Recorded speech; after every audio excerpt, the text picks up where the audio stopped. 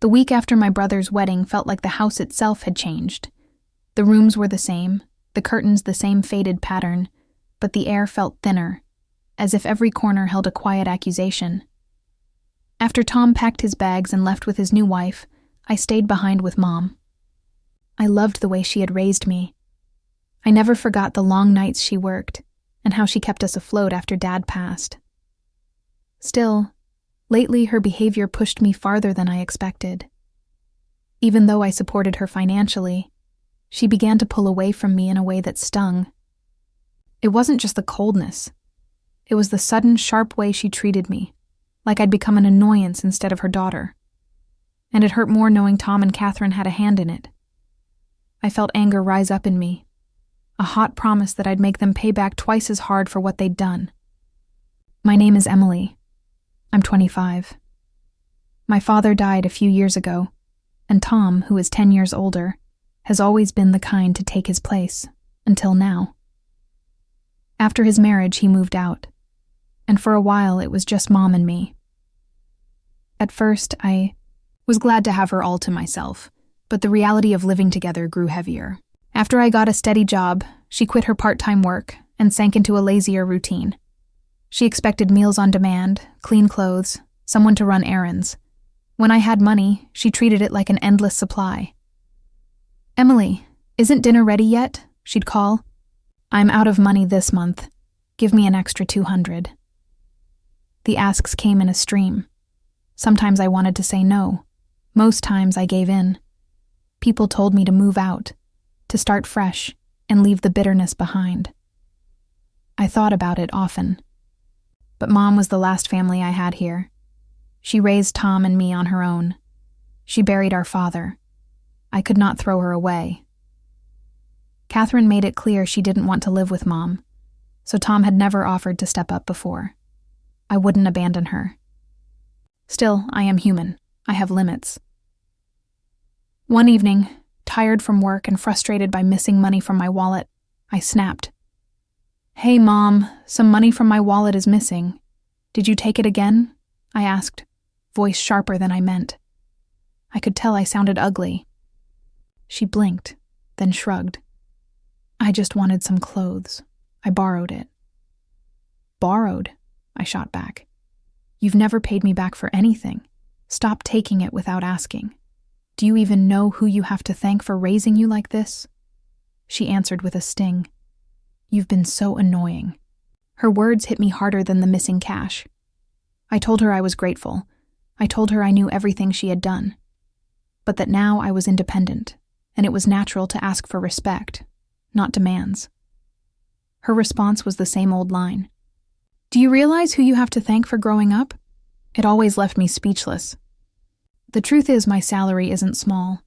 If I handed over $2,000 a month, it wouldn't ruin my life. I always thought the money wasn't the point. It was the expectation that she could do whatever she liked, because I'd always be there to fix it. I couldn't let that continue. Not forever. Then one day I came home from work and found Tom and Catherine in the living room. The last time I'd seen them was at Dad's funeral. "Hey, Emily," Tom said, more casually than I felt comfortable with. "You still have that gloomy look." His voice dripped the same condescension he'd worn since childhood, when he liked to tease and belittle me. "Why are you here, Tom?" "Do I need a reason to visit my parents?" I replied, feeling my cheeks heat. He answered like he'd expected to move back in. "We tore down the house after Dad died. I'm renting this apartment now. Don't be stingy. The family is finally together again." Catherine laughed, the kind of laugh that cut. "Emily, you're so uptight. With that attitude, you'll never find a husband," she said, as if that was the worst thing to call me. Her words were careless, cruel. I retreated to my room and ate dinner alone, while Mom smiled and chatted with them like old friends. It felt like a betrayal watching her light up for the couple who barely visited us before. After that day, Tom and Catherine visited more often, and their behavior in my own home made my skin crawl. They walked in like guests who had every right to lounge wherever they pleased. They treated my apartment like theirs. One afternoon I snapped. Hey, Tom, what are you doing? This is my place. He shrugged. I'm here because I care about Mom, he said, rolling his eyes. You never reached out after Dad's funeral. His tone implied some moral high ground he never earned. Cook something, he told me later. Hurry up. Catherine lounged on my couch and demanded, I want a cake. Go buy it, Emily. Even Mom joined in, a strange collusion that made me feel like they'd rehearsed. Their sudden kindness toward her after years of distance felt fake. I could read the plan behind their smiles. They acted like the eldest son, and his wife had every right to take charge. I felt used and small, and something in me hardened. Whatever they were planning, it was not for good. Then the blow came. One evening, Mom announced without preamble, Emily, I've reached my limit living with you. I've decided to end this life with you. For a second, I thought I had misheard. What do you mean? I asked. I can't stand living with someone lazy and unattractive like you anymore. I'm going to live with Tom and Catherine. The words fell like stones. My mouth went dry. The couple who never wanted to live with her suddenly offered to take her in. My shock turned into a cold, nauseous anger. Tom arrived then, as if on cue. You always said you'd never live with Mom, I cried. Why now? He looked down at me with that same air of superiority. It's only natural for the eldest son to take care of his mother, he said, dismissive. If you have a problem, that's your issue. Mom will live with us. Catherine nodded, smiling with practiced sweetness.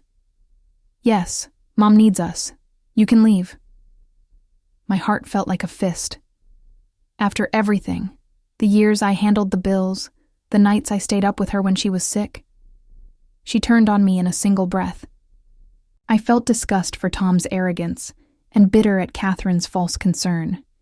Yet even as the words stung, I kept my voice steady. I refused to create drama. I knew better than to start a fight that could leave Mom worse off. Still, I could not accept being discarded after all I'd done. I confronted Mom quietly later. Isn't this strange? I asked. Tom and his wife never reached out before.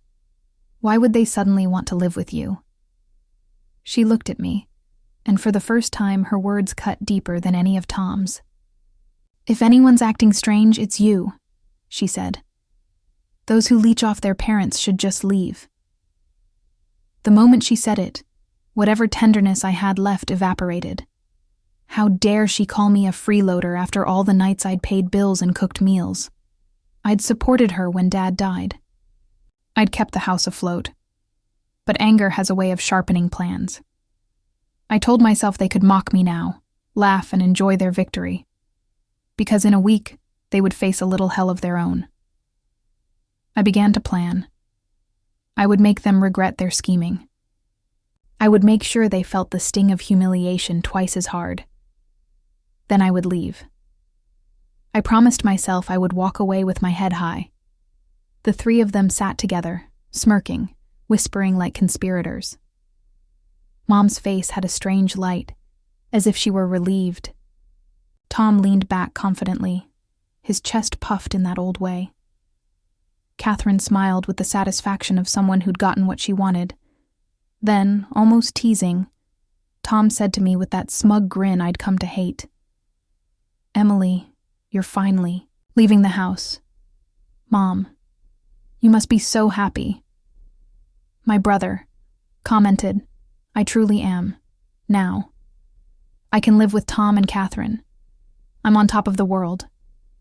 From now on, I'll be the one taking care of Mom. Thank you, Tom. I'm also happy that I can live with my beloved mother-in-law. From now on, oh, thank you. To Catherine. My mother chimed in. The three of them continued their frivolous conversation, to be honest. I was struggling not to laugh at that moment. But I couldn't let them think that I had any leeway to execute my revenge perfectly. It's best to lay low for now. From that day on, my brother and his wife seemed to be constantly in my apartment. As for me, it was as if I were invisible to them. Or rather, They treated me as if I never existed in the first place. However, this was advantageous. For me, because I wasn't bothered at all while preparing to move out a week later. It was my moving day the moment he opened his mouth. Tom said, "Today is the day we part. With ways? Emily will be taking care of Mom from now on, so you can live without any worries, thank you.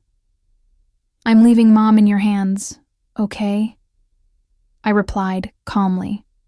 After stating it so casually, Tom seemed somewhat unsatisfied with my response. Then my mother approached. "I hope you get married soon, Emily. It'd be shame to remain single for the rest of your life, wouldn't it? You know? The whole society would call a person like you a loser now to surprise Tom and his wife." Snickered at my mother's words. I responded calmly, "That's true. From now on, I've decided to live just for myself. I know, longer have to take care of you now, right? Just stop talking and get out. I never asked you to look after me. I was gonna leave quickly anyway. Oh, seems like they're here. I've heard the doorbell ring, so I headed to the entrance. It was the movers from the moving company I had scheduled for today, after having them carry out all the belongings for my room. I pointed to the living room and told the movers, "Oh, and please move all the appliances and furniture in these rooms too." The dumbfounded voices of the three harmonized perfectly. They were completely confused at what was happening, that TV, the fridge, the microwave, oh, and this cleaning robot too. Also the sofa, dining table, and the bed, please move. Everything I continued. Then my mother began to argue. What are you thinking? Stop this immediately. What do you mean? Am I doing something strange? Don't play dumb. Taking all the appliances and furniture from this house. Have you lost your mind, my brother?" Whose face was as red as a tomato approached. Me aggressively listened to Mom. "How do you expect us to live without any furniture or appliances? You have no right to take everything. Leave everything here and just go." My mother and brother were squawking in front of me, thinking I shouldn't waste any more time. I clarified the situation to the two. "Hey, are you getting the wrong idea or something? Everything in this apartment, including the apartment itself and all its appliances and furniture, all mine. This is Mom's place, right? Don't mess with me. All the furniture and appliances were bought using the inheritance from Dad, weren't they?" I knew it. He's just an ID. Yet, as I had anticipated, he misunderstood and believed that my mother was financing everything in my apartment. He assumed that she had received a lot of inheritance from my father and had cleverly convinced them to live with her. "Tom, aren't you misunderstanding? Something I bought everything. In here, I've been giving Mom a monthly support of $22. Darrow, Thus those losses. You just want to live with Mom, don't you? Someday I'll inherit Dad's inheritance." "Huh. What are you talking about?"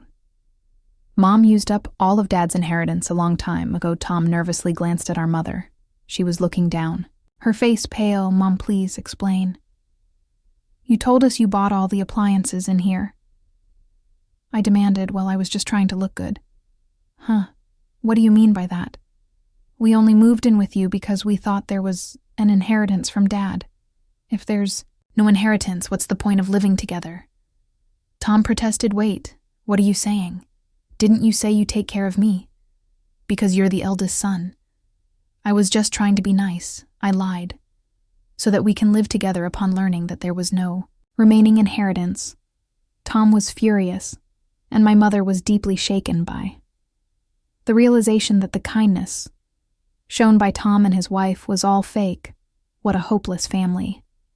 My mother should have suspected something when Tom and his wife, who hadn't been in touch for a while, suddenly proposed living together. If Tom had been in touch, he would have known sooner that there was no inheritance left from Dad. As I gave the two cold looks, Tom's wife seemed to have an idea and spoke up.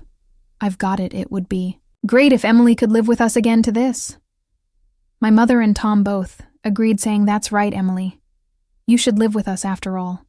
"Yes, Emily, I really do need you," Tom added, seeing the drastic change in their attitude as they began speaking for their own convenience. I quickly dismissed them. Right away, saying, "What are you even saying? Don't make me laugh. There's no way I'd live with trashy people like you. All I've decided to live only for myself, from now on whatever happens to you. All I couldn't. Careless, but why don't you? I'll just happily ruin your lives together." The three of them completely. Drained of energy, sat down on the spot as if their knees gave away, all three. Had empty eyes goodbye. "Dear best as a family," I said and closed the front. Door in just another 2 weeks. The lease for the apartment would end. Because it's under my name. They'll probably be forced to leave when the lease is up. Well, it's none of my business anymore. About a week. After I successfully moved as expected, I received a call from my mother asking for help. "Emily, please, I can't live properly like this. Come back." "There's no way I'm coming back." "Why don't you have that idiotic couple take care of you actually? It seems they quit their work and moved here thinking. Still, had your father's inheritance. They really are terrible people, aren't they? I don't even feel like helping out at all. I don't mean a couple who only thinks about money anymore. All I have is you, Emily, Mom. I'm busy. Can I hang up now? Please. Emily, help me." I up the call before she could finish and blocked her number. I no longer feel the urge to help my mother. Especially not now rumor has that my mother and Tom's family got evicted from the apartment after that incident. They ended up spending all of Tom's savings to move into a shabby apartment. Apparently my mother doesn't work, and she argues with Catherine almost every day. Tom is the only one who's a job working, from dawn till dusk, just to make ends meet. As for me, after distancing myself from my mother, I've been able to save more money and use it for my own needs. After all these sacrifices I've made in the past, I want to lead a life that makes me happy from now on.